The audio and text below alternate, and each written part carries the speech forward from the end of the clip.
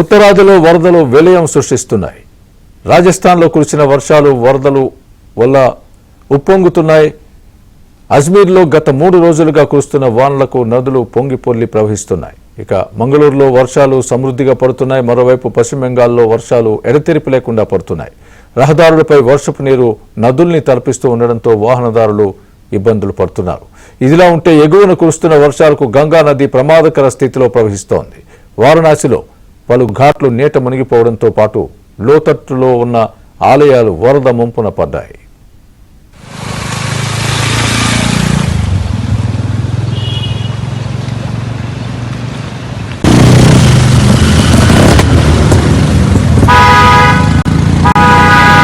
వానలకు నదులు పొంగిపొర్లి ప్రవహిస్తున్నాయి. ఇక మంగళూరులో వర్షాలు సమృద్ధిగా పడుతున్నాయి. మరోవైపు పశ్చిమ బెంగాల్లో వర్షాలు ఎడతెరిపి లేకుండా పడుతున్నాయి. రహదారులపై వర్షపు నీరు నదుల్ని తలపిస్తూ ఉండడంతో వాహనదారులు ఇబ్బందులు పడుతున్నారు. ఇదిలా ఉంటే ఎగువన కురుస్తున్న వర్షాలకు గంగా నది ప్రమాదకర స్థితిలో ప్రవహిస్తోంది. వారణాసిలో పలు ఘాట్లు నీట మునిగిపోవడంతో పాటు లోతట్టులో ఉన్న ఆలయాలు వరద ముంపున పడ్డాయి.